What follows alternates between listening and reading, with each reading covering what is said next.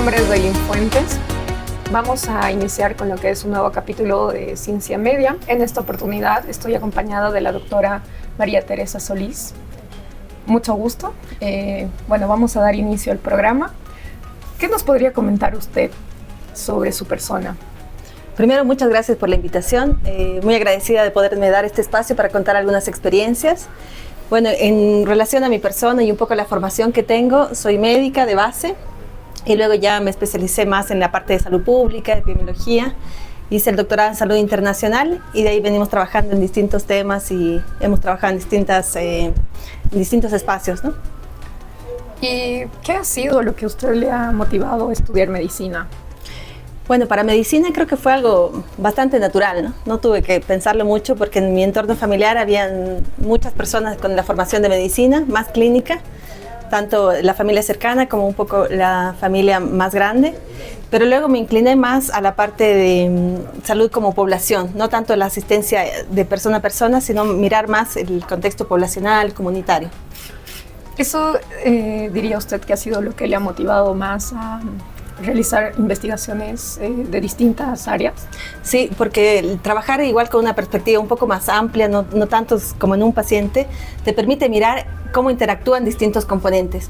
Y en la parte especialmente de salud poblacional es interesante ver cómo factores de la misma persona individuales van interactuando con contextos o variables tanto familiares, tanto de la sociedad, o incluso cómo van interviniendo factores políticos y del contexto, ¿no? Entonces es bastante interesante ver cómo se van interactuando estos factores y cómo repercuten en algún momento y se reflejan en algunos aspectos de inequidad, acceso a la salud, etc. Y cuando tú has realizado tu primera investigación, ¿cómo te sentiste? Bueno, la primera investigación creo que fue unos primeros esbozos, digamos, en la carrera de medicina, quizá con muy pocas herramientas para hacer investigación y más guiados por docentes que en su tiempo libre, digamos, podían de alguna manera guiarte dentro de su área. Y realicé primeramente algunas experiencias como más de caso clínico o estadísticas, pero en ese momento fue bastante satisfactorio porque publicamos esas experiencias y fue interesante ver que otras personas también podían revisarlas, leerlas y discutir sobre eso. ¿Y cuál ha sido la primera investigación que usted ha realizado? Sí, justamente la que te mencionaba, que la hicimos en el Instituto Cupertino Arteaga. Fue un caso clínico por un caso raro que se presentó. Esa fue como la primera experiencia. Y luego ya empecé un poquito más formalizando en las maestrías. Uno ya tuvo un poquito más de soltura y más herramientas también para hacer investigación. Y luego ya en el doctorado y posteriormente uno es más independiente y autónomo también para hacer nuevos proyectos. ¿Y qué podría decir usted que al momento de realizar, por ejemplo, su primera investigación, qué ha sido lo que ha evidenciado? O sea, ¿qué ha sido lo que ha logrado identificar? En esa primera investigación nos interesaba a nosotros mucho dar a conocer, como era un caso clínico, dar a conocer una situación que no era muy común y que podía orientar de alguna manera a abordarla de manera más temprana el caso que se presentó, ¿no? Y luego la motivación también de ver que algunas problemáticas que no estaban tan visibles pueden salir a la luz, ¿no? Entonces creo que eso es como la riqueza de investigación también, de evidenciar ciertas cosas que si las presentamos de buena forma pueden abrir, digamos, bastantes cosas y también pueden repercutir en intervenciones que pueden cambiar situaciones. Creo que eso es súper importante. Y aquí a nivel Bolivia, ¿usted cree que hay muchas situaciones que se podrían investigar para poder evidenciarlas? Sí, creo que podemos hacer muchísimo en investigación. Hay varias cosas que no las visibilizamos, que sería importante trabajarlas. En mi ámbito en particular, que he estado trabajando más en la parte de salud pública, en la parte de epidemiología ocupacional, ambiental, hay muchas cosas que, por ejemplo, necesitamos evidenciarla, por ejemplo, condiciones de trabajo, precariedad laboral, también aspectos que en nuestro medio son muy comunes, como la informalidad en el trabajo y cómo repercute eso en la salud, en la economía, etcétera. Entonces creo que hay mucho para trabajar. En lo ambiental también hay mucho más y ni qué decir en las otras áreas, ¿no? Es decir, hay muchas oportunidades todavía las que se puede trabajar y aportar. Sí. ¿Y en qué área le gustaría a usted investigar en estos últimos tiempos? Yo creo que en toda la carrera he tenido como cierta evolución, digamos, en el proceso de investigación. Comencé con parte un poco más de enfermedades crónicas, luego abrimos un poco más la puerta a epidemiología ocupacional, ambiental, y ahora personalmente estoy como en una fase de más investigación conectada con otras áreas, con esto del enfoque de One Health o Una Salud, que vincula de alguna manera distintos componentes de la salud animal, ambiental, humana. Entonces, este nuevo campo presenta también muchos desafíos para la investigación porque tenemos que tratar de buscar también los mejores métodos para abordar problemas un poco más complejos y con una mirada más integral, digamos, ¿no? Entonces, esa es como el área que estoy desarrollando ahora y que creo que todavía hay que desarrollarla también mucho más. Y bueno, como me comentas ese tipo de aspectos, más o menos, ¿tú qué iniciativa podrías tomar para que otras personas se interesen por el tema de la investigación? Creo que es importante visibilizar lo que se ha hecho también para motivar a otras personas, ¿no? Y también creo que es importante que en nuestros proyectos de investigación abramos también más espacios para que la gente se pueda sumar. Puede ser que vayan aportando, por ejemplo, incluso en apoyo en análisis de datos o organizando alguna actividad, pero creo que abrir estos espacios para que se sumen las personas puede ser algo motivante, de forma que se valore también lo que se viene realizando, ¿no? Y que vean que es posible también, con los recursos a veces limitados que tenemos, que se pueden hacer cosas, ¿no? Sí. ¿Y usted diría que ha tenido recursos limitados al momento de realizar sus investigaciones? Sí, sí, totalmente. Sobre todo al inicio, porque las primeras investigaciones que realicé, primero por la limitación de recursos económicos, tuve que buscar investigaciones donde ya estaban por ejemplo, las bases de datos hechas, ¿no? Ya estaba recogida la información y era principalmente el trabajo intelectual de correlacionar, de analizar. Y luego en la investigación del doctorado justamente me tocó hacer trabajo de campo fuerte en escuelas y eso tuve que cubrirlo personalmente, ¿no? Entonces igual fue una instancia donde no tuve apoyo económico, digamos, pero el beneficio era mucho mayor, digamos, de la experiencia y enmarcado también dentro de un programa. Y para las siguientes investigaciones ya fui, como tenía también un poco más de herramientas, pude acceder a la postulación de nuevos fondos externos que permitieron de alguna manera hacer proyectos un poquito más grandes, con mayor tiempo, con más recursos, comprar algunos equipamientos, etcétera, y eso ayudó mucho más.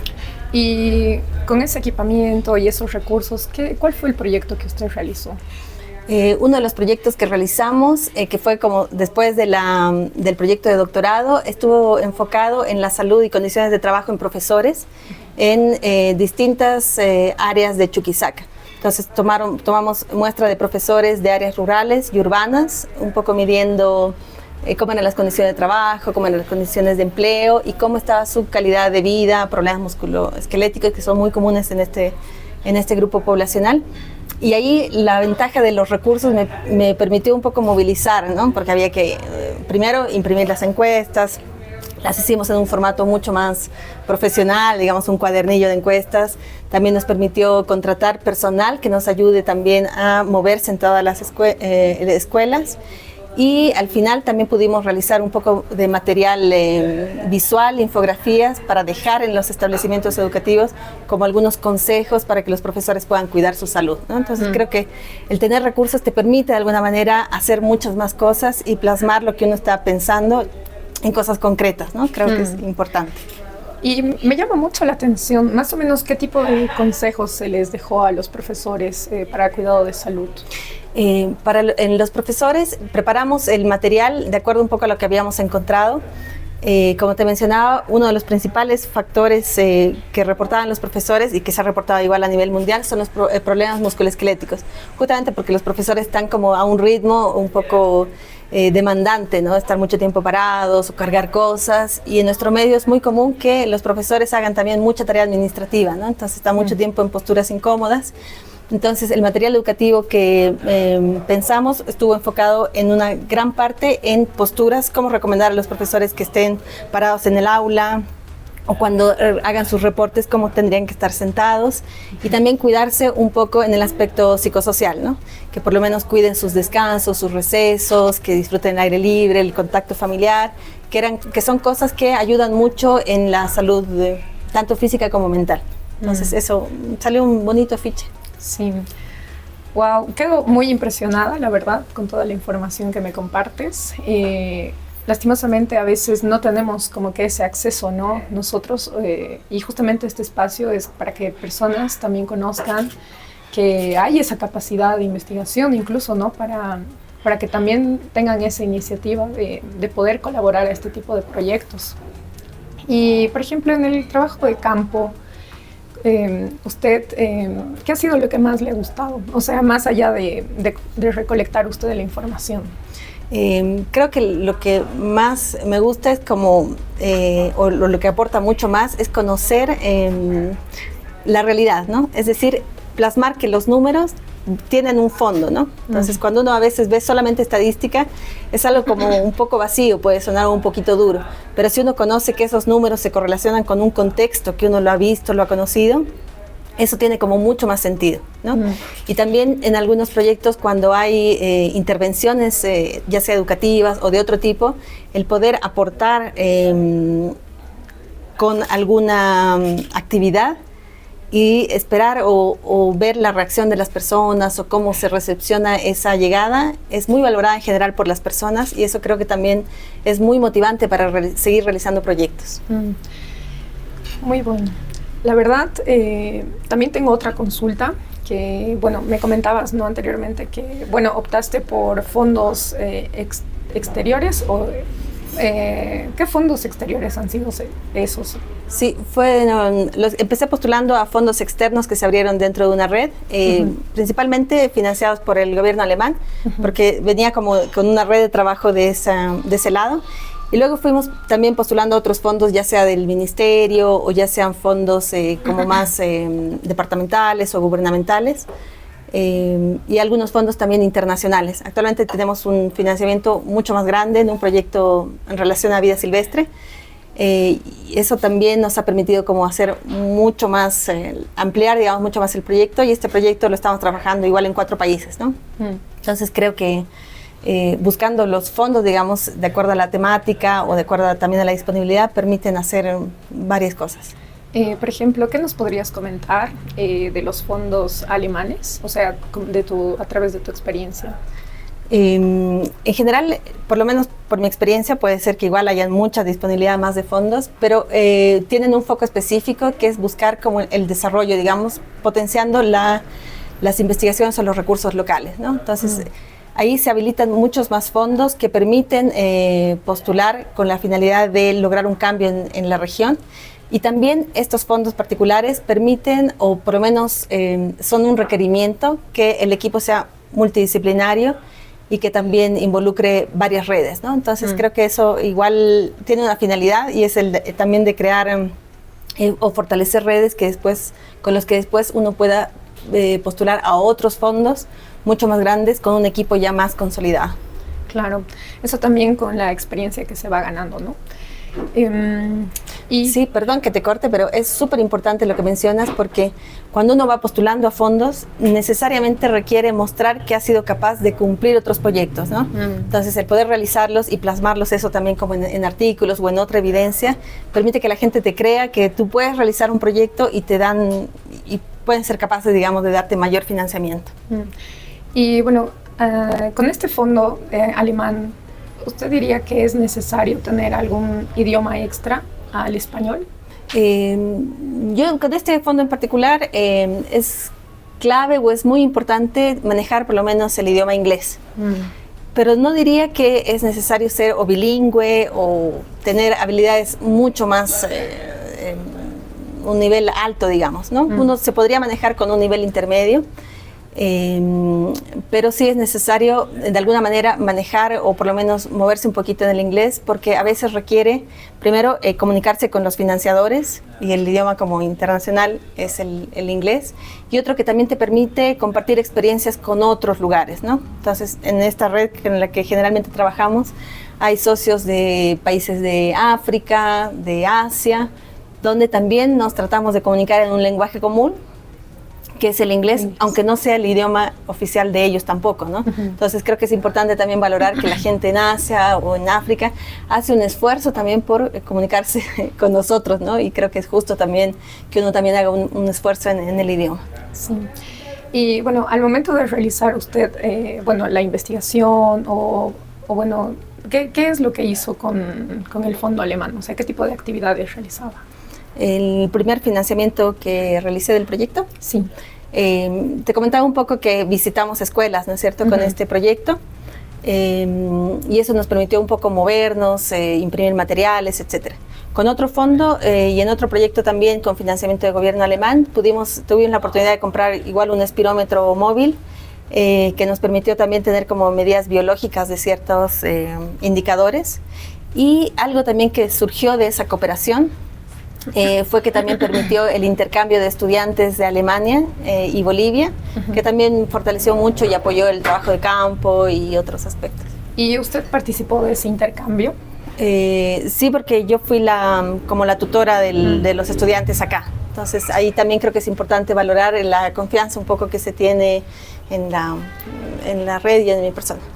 ¿Y ahí realizaban seminarios, charlas o qué tipo de actividades? Sí, más que todo eran la parte de investigación era como las visitas y luego pensar como en una estrategia para devolver, digamos, la información. Pero sí es importante que para preparar el trabajo de campo uno siempre tiene que estar como en el terreno y contactándose con las autoridades locales o con la comunidad para contarles sobre el proyecto, indicarles qué se va a solicitar, cómo se puede retribuir, porque igual la gente, y me parece justo, que a veces está como curiosa, digamos, nos van a preguntar cosas y luego qué va a pasar con nosotros, ¿no? Entonces creo que igual es algo justo de que haya un intercambio y que también se devuelva la información.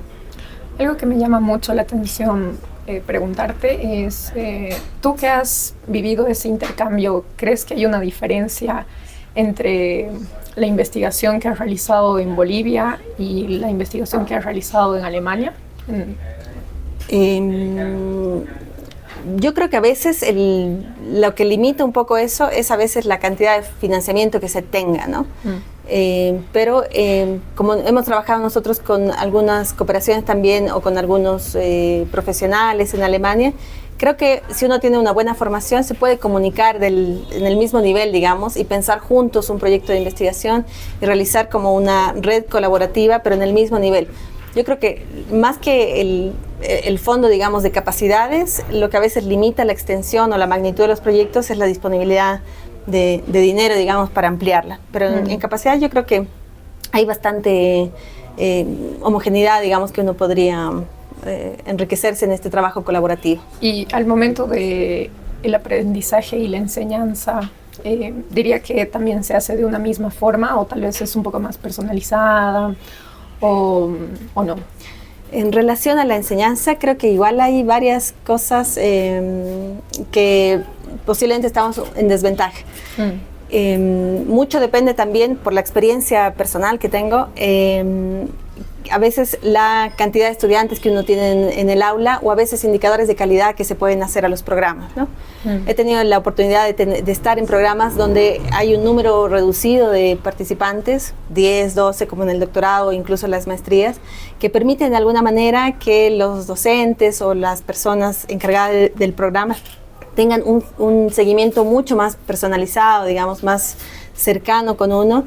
Y eso permite también crear un vínculo más fuerte, ¿no? En algún programa en el que participé, tuvimos la oportunidad de involucrarnos más con algún docente, de realizar una investigación y publicar también. Entonces creo que a veces el número, digamos, permite de alguna manera tener más seguimiento.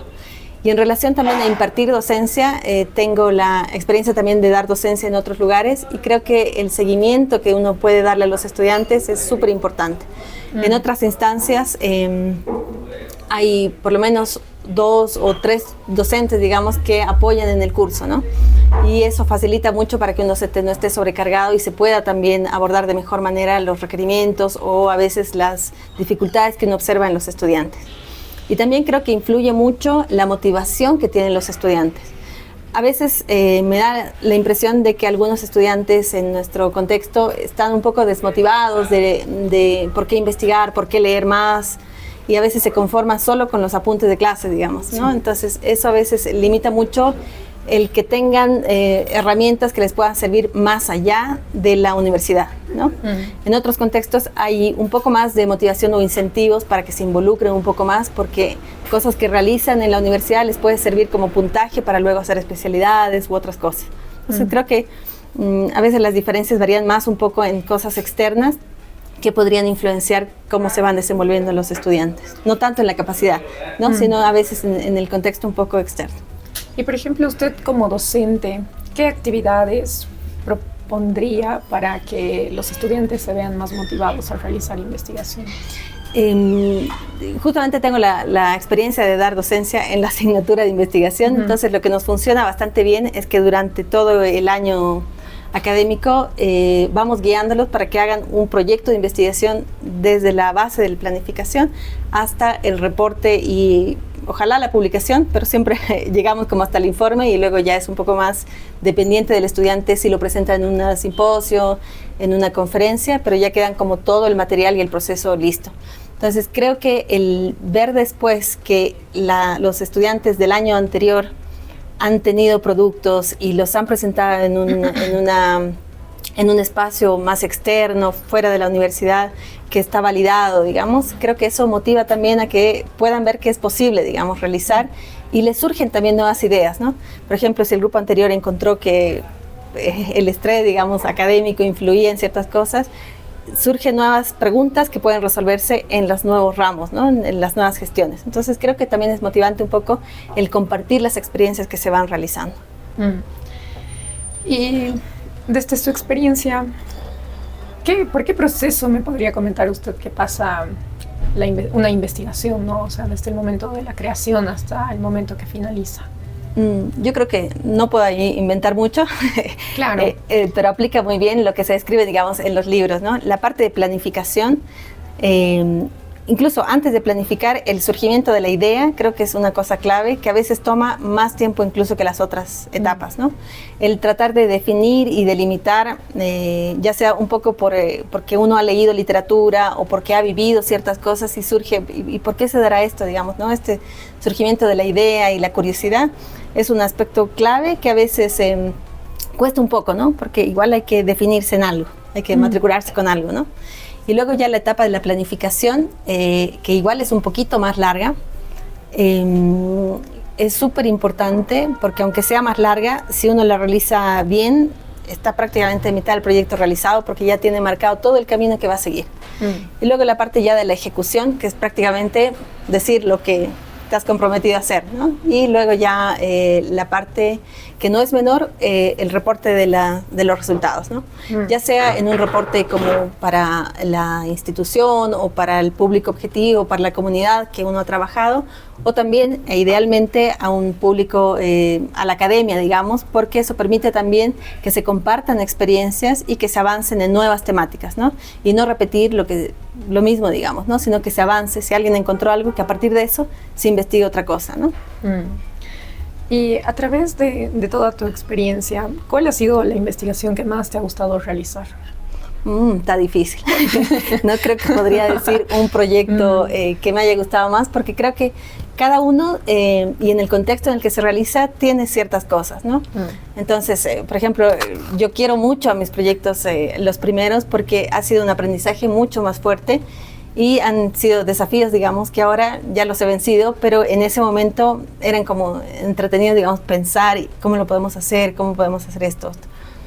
Ahora uno de los últimos proyectos también que estamos desarrollando, me gusta mucho este de vida silvestre que te comentaba, porque trabajamos con otras áreas como biología, digamos, o también sociólogos y educadores que le dan una mirada distinta a lo que uno pensaría, ¿no? Entonces creo que ese intercambio es súper rico para los proyectos y tienen cada uno sus propios desafíos, ¿no?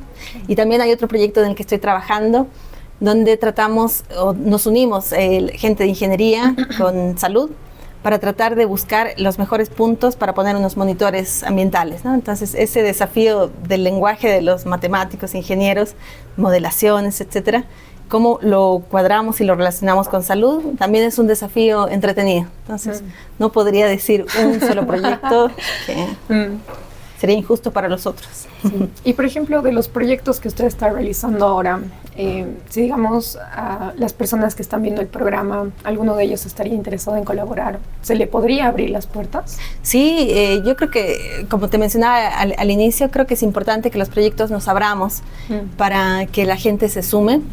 Lo que sí a mí me gustaría de alguna manera pedirle, digamos, a los estudiantes que los que se sumen sí tengan como compromiso y responsabilidad, porque creo que es importante mirar también a la investigación como un proceso que tiene componentes éticos, ¿no? Entonces, si uno se compromete a hacer una cosa, tiene que cumplirla, ¿no? Entonces, a veces también un poco por experiencia, hay gente que empieza como muy animada y se compromete a hacer cosas en el proyecto, y si no las cumple, perjudica todo el proyecto porque todos somos un equipo, ¿no? Entonces, es importante que se sumen los estudiantes, pero sí que se desarrolle ese compromiso y responsabilidad y que se considere también que la investigación es algo serio, ¿no? No es algo que se hace como a la ligera, ¿no? Y bueno, a través de su experiencia, ¿qué ha sido lo que usted le ha seguido motivando cada vez a seguir investigando un tema nuevo y bueno, ir viendo, ¿no?, distintos puntos de vista, más o menos? Creo que una de las cosas valiosas es el ver el aporte que uno hace, ¿no?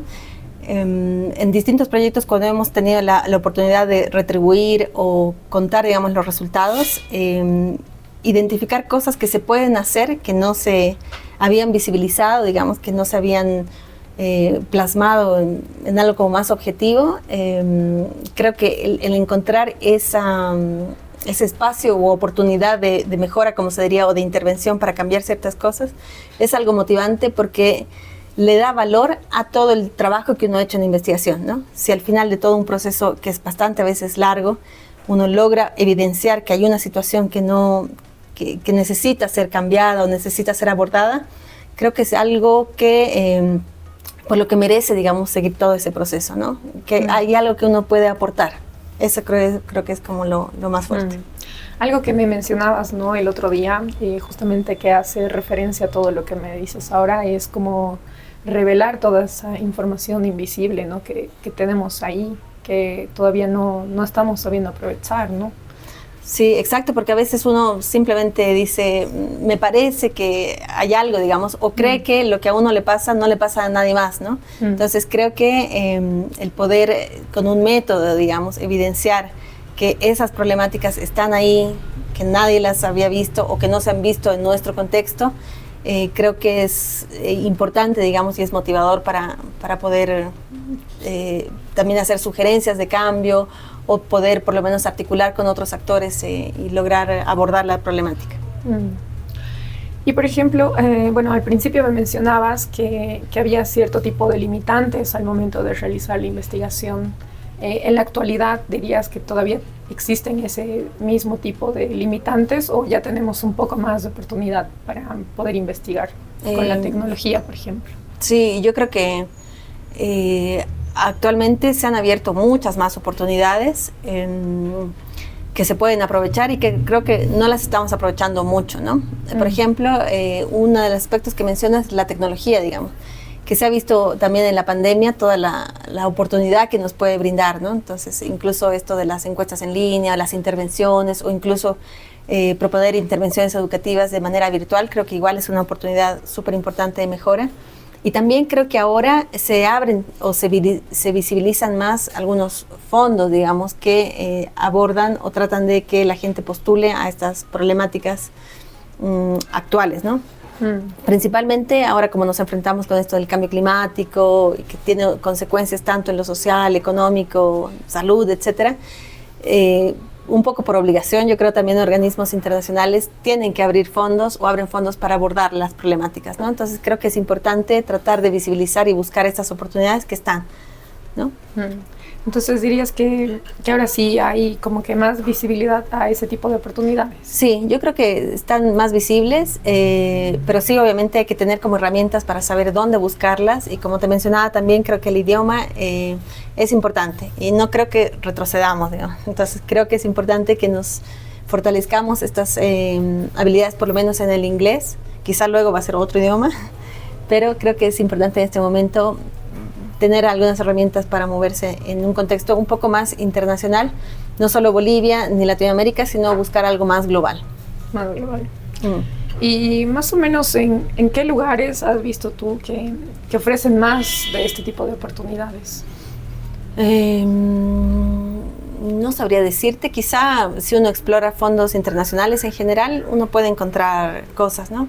Por ejemplo, te mencionaba este fondo que se creó por la pandemia, con el que nosotros postulamos este proyecto de vida silvestre. Es justamente una iniciativa, una alianza internacional para abordar estas problemáticas asociadas a zoonosis y pandemia, ¿no? Entonces, también esto de la pandemia ha abierto como oportunidades, pensando en que es necesario también comunicar lo local con lo global, ¿no? Entonces, creo que eso es importante. Y también en ese tipo de postulaciones se valora mucho el trabajo en red, ¿no? Entonces, tiene muchas más oportunidades un proyecto que se postula como con una red más abierta, internacional, multidisciplinaria, que un proyecto aislado en un lugar puntual. Y ahora en la actualidad, ¿a usted le gusta más el tema de la investigación en una oficina con su computadora o tal vez el trabajo en campo? Es que creo que son complementarios, porque si uno solamente realiza trabajo en campo, pero sin el análisis ni la planificación respectiva, tampoco tienen buenos frutos, digamos. Y si realiza solamente el análisis sin por lo menos ver el contexto, creo que también puede, como te mencionaba, puede mirar los datos, pero no los datos que den vida al contexto, ¿no? Entonces creo que son complementarias. La parte de escritorio que a veces se critica un poco, digamos, de que son personas, investigadores de escritorio, sobre todo a los médicos. Me acuerdo cuando elegí salud pública, se pensaba, digamos, médicos de escritorio, que no es tanto así. Pero creo que esa parte de planificación, sentarte, leer literatura, revisar otros contextos, es súper importante también para hacer un buen trabajo de campo, ¿no? Y que lo que hagas tenga también sentido y sea válido, ¿no? Y por ejemplo, ¿usted diría que para realizar investigación es un elemento importante que la persona esté interesada en leer? Es algo clave, claro, porque si uno hace investigación sin saber siquiera lo que ya se ha hecho, puede ser que esté perdiendo o gastando recursos, digamos, que no es ético, ¿no? Entonces creo que es importante que antes de hacer o en el momento de planificar y hacer un protocolo, un proyecto de investigación, lea primero todo lo que ya se sabe antes, ¿no? Lo que ya se ha hecho, para que así se use adecuadamente los recursos. No solo recursos económicos, también sino recursos de invertir tu tiempo, invertir el tiempo de otras personas, etcétera. Creo que es algo que tiene que ir enmarcado en este aspecto ético y responsable que te mencionaba de la investigación. Sí. ¿Qué consejo usted podría darnos desde su experiencia como investigadora? Quizá algunos consejos, tampoco soy top, digamos, pero algunos consejos que creo que son importantes es primero tener una mente abierta, ¿no? Porque eso nos permite también valorar el trabajo que hacen otras personas y aceptar también que eso también es válido y tiene alguna experiencia también, ¿no? Entonces creo que el tener una mente abierta y poder tomar las recomendaciones de otros es súper importante. Y en ese sentido creo que es importante también ser un poco autocríticos con uno, ¿no? A veces uno cree que lo que hace no tiene ninguna oportunidad de mejora o es lo que tiene que ser, pero creo que el poder reflexionar y aceptar también recomendaciones es muy importante. Y usted como mujer investigadora, ¿cómo se siente? Yo solo podría hablar desde mi postura porque tampoco sé cómo es ser hombre investigador, que también debe tener sus propios desafíos, pero creo que desde mi experiencia creo que he logrado compatibilizar de alguna manera la parte familiar con la parte del trabajo y la parte también familiar y en general, digamos, como desenvolverse con los amigos, etcétera. Y bueno, ¿qué nos podría compartir usted de su vida personal? Bueno, quizá contar que estoy casada, también con una persona que se dedica a la investigación y a la parte de salud pública, con un enfoque un poco distinto que nos complementamos bien. Y tengo una hija ya de 13 años, con la que también hemos compartido y tratado de un poquito contarle de todo lo que hacemos para que ella también aprenda, digamos, de lo que uno tiene y tenga también otras herramientas. Y en ese sentido de compatibilizar quizá cosas, creo que también valoro, digamos, de que en el caso, por ejemplo, de mi hija, siempre ha podido adaptarse, digamos, un poco al ritmo que uno tiene, que a veces no es de oficina, ¿no? Sino que a veces va en otros horarios y que afortunadamente ha podido adaptarse, o si nos hemos tenido que mover de país también, ha sido muy, muy flexible en eso. Y nos ha acompañado en muchas cosas. Si había veces que hacer ferias científicas, estaba ahí ella también como monitora, o si había veces había que hacer clases, ella también en algún momento nos ayudaba. Entonces creo que eso es una bendición que uno tiene, de poder tener un ambiente que de alguna manera le comprende y se pueden adaptar a ciertas cosas. Bueno, yo agradecerte mucho por haber venido aquí al programa de Ciencia Media. Muchas gracias más bien a ustedes por la invitación, gracias al programa Ciencia Media por permitirnos contar un poquito de la experiencia y quizá motivar a otras personas para que nos puedan apoyar en las investigaciones, que se sumen y que se animen a seguir avanzando en este tema. Muchas gracias a ti realmente y a todas las personas que nos están viendo. Este fue el capítulo de Ciencia Media, nos vemos en una próxima.